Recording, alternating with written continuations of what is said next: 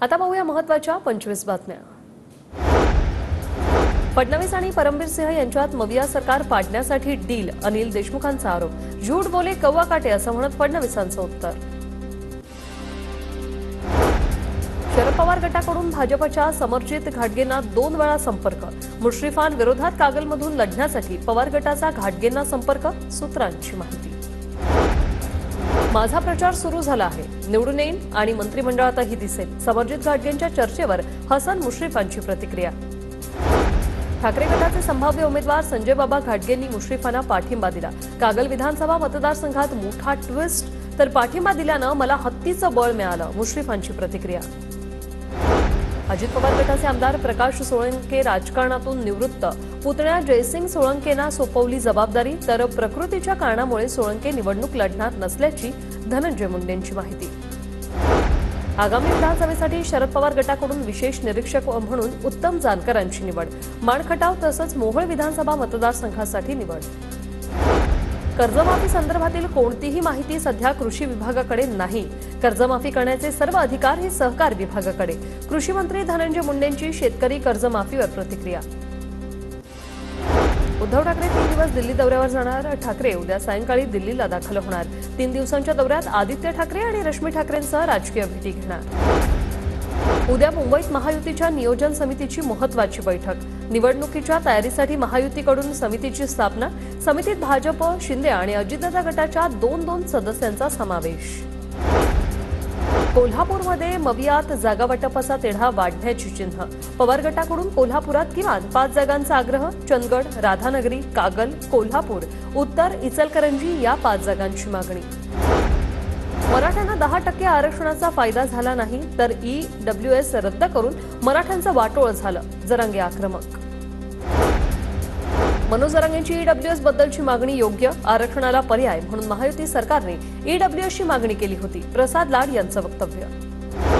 भाजपच्या हरिभाऊ बागडेंच्या जागेवर शिंदे गटाचा दावा। फुलंब्री विधानसभेची जागा शिंदे गटाला देण्याची मागणी। शिंदे गटाचे जिल्हाध्यक्ष रमेश पवार यांच्याकडून या जागेची मागणी। माढा विधानसभा मतदारसंघात चुलता पुतण्याच्या हालचालीकडे सर्वांचं लक्ष। बबनराव शिंदेंकडून शरद पवारांची भेट, तर धनराज शिंदेंनी माढ्याचे खासदार धैर्यशील मोहितेंची घेतली भेट।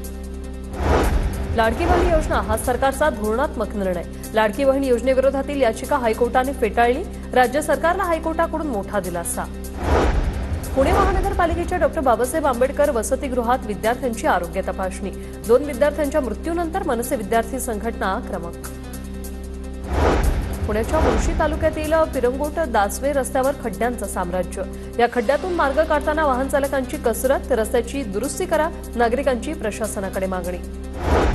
राज्यभरातील बाजारपेठा 27 तारखेला बंद पुकारणार। महाराष्ट्र राज्य व्यापारी कृती समितीचा इशारा, अन्नधान्यावर लागू केलेल्या GST रद्द करण्याची मागणी। राष्ट्रीय शैक्षणिक धोरणाअंतर्गत 6वी ते 8वीच्या विद्यार्थ्यांचं 10 दिवस दप्तर विना शिक्षण होणार। 10 दिवसांमध्ये पारंपरिक शिक्षणाच्या पलीकडे जाऊन सुतारकाम, बागकाम, मातीकाम अशी व्यावहारिक कौशल्य शिकवली जाणार। राज्यातील शाळांच्या विविध प्रश्नांसाठी शिक्षक आणि शिक्षकेतर कर्मचारी मोर्चा काढणार। उद्या जिल्हाधिकारी कार्यालयासमोर धरणं आंदोलन।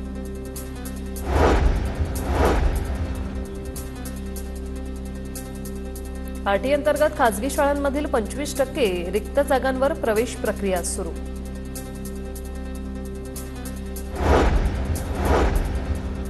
भाविकांसाठी एसटी महामंडळाचा श्रावणात एसटी संगीत तीर्थाटन उपक्रमाला आजपासून सुरुवात। ज्येष्ठ नागरिक महिलांना मोफत आणि माफक दरात तीर्थाटनाचा आनंद घेता येणार। पावसामुळे फळभाज्या खरेदीकडे ग्राहकांची पाठ, पालेभाज्यांच्या दरातही वाढ। टोमॅटो, मिरची, घेवडा, ढोबळी मिरचीच्या दरात घट, तर अन्य फळभाज्यांचे दर स्थिर असल्याची माहिती। ठाण्याच्या शहापूरमध्ये आपत्ती व्यवस्थापन समितीकडून पथनाट्याद्वारे जनजागृती। आपत्तीच्या काळात काय करावं याबाबत पथनाट्यातून धडे। शहापूर शहराला जोडणाऱ्या मुख्य मार्गावर खड्ड्यांचं साम्राज्य। सततच्या पावसामुळे कांबारे ब्रिज धोकादायक, प्रशासनाने याकडे लक्ष घालण्याची वाहन चालकांची मागणी। परभणीत पशुवैद्यकीय आणि पशुविज्ञान महाविद्यालयाच्या विद्यार्थी गेल्या 5 दिवसांपासून संपावर। या संपामुळे पशुवैद्यकीय महाविद्यालयाचं कामकाज ठप्प। नागपुरात प्रकाश आंबेडकरांच्या वक्तव्याचा कुणबी समाज संघटनांकडून निषेध। उपमुख्यमंत्री फडणवीस आणि जिल्हाधिकाऱ्यांना निवेदन देत निषेध। लातूर शहरातील मोकाट जनावरांचा नागरिकांना त्रास. मोकाट जनावरांमुळे अपघाताच्या घटनांमध्ये वाढ. मोकाट जनावरांच्या बंदोबस्त करण्याची मागणी.